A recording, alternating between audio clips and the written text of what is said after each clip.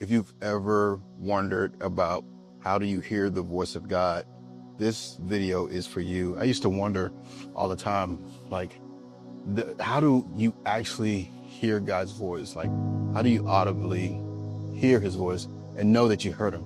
Because it's not just to hear his voice, it's to know and confirm that you actually heard his voice and not some other idea that you might have had in your own head.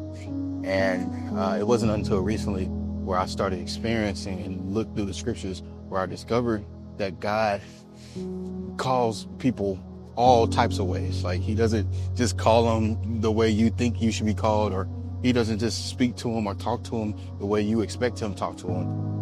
He calls them all types of ways. With Joseph, he spoke to him through the interpretation of dreams. With Moses, he spoke to him through a burning bush.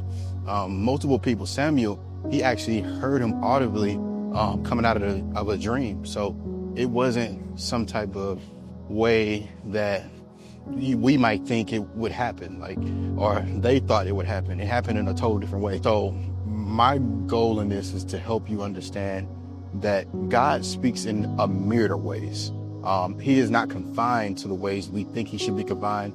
He is not confined to the ways we think he should talk to us. He is confined to the ways he sees fit because he's God. And if he were anything else, he would not be God. And so I think it's paramount that you understand that if God is going to speak to you, it's going to be in the way that he has already decided to speak to you. But one caveat that you have to recognize and be aware of is that you need to know that you have a propensity to listen to your own voice. Many people cannot decipher between their own voice and the voice of God, which leads to us making decisions that he never confirmed or never even said that he wanted us to experience. We assume that because he allows something, he approves it. And that is not usually the case. We have to be more conscious about what he says in his word than we are with our own voice. And that's my second point, is to understand that the only way to confirm that you heard from God is to confirm it through his word, not through your imagination or what you want to happen, not through your friends, not through maybe sermons. All those things are actually good places to get confirmation if it aligns with the word, but they are not the central point of how to confirm, because the only way to know him is to know him through his word, as I've spoken about before. So you have to understand that, number one, God speaks how he wants to speak. He speaks to who he wants to speak, because I would never tell you just because he speaks to me in this way or I see him in this way that he's going to speak to you in the same way. But I will tell you that you have a propensity to hear your own voice over his in a lot of ways, and that it's your job to learn his voice, learn how he speaks to you, learn how he wants to use you. And every time that you might be confused or where to go, you will be able to confirm it through his word, because his word cannot return void. So the next time you might have thought you heard the voice of God, or you might have thought that you heard what he wanted you to do, make sure that you confirm it through his word.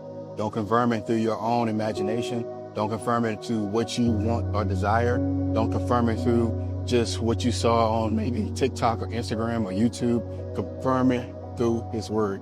That's the only way you can be sure. That's the only way that he has set it up, that his word will stand forever, and it changes not. You don't have to worry about it being some type of thing where you missed it wrong. It's your job to make sure and become familiar with it to the place to where you understand that it could change based off of who you are. What that means is it could change based off of what your life experience is, or it can be changed because maybe you have been reading it wrong. Maybe you were reading it too fast. Maybe you didn't see the things that you could have saw now.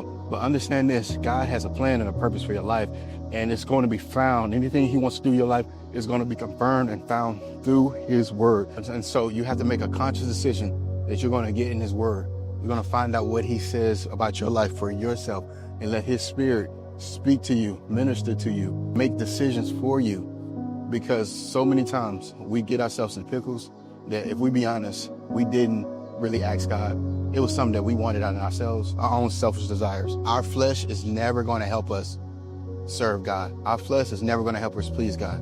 We have to become more conscious that this is not something that should be easy, but it's something that's worth it. And God has given us the capacity to do it. Anything God has given you the actual capacity to do it, trust and believe that he will see you through it. So the last thing I want to leave you with is that understand this. In Psalms 119 and 105, it says, and the word of God is a lamp to my feet and a light unto my path. All right. So if you're feeling lost, or you feel like that you can't make a decision, or you don't know if you heard God say, I need to make this move, understand that the word of God, if you let the seed of the word of God be implanted in you and let it be rooted and grounded in you, it will produce something that you cannot produce with anything else.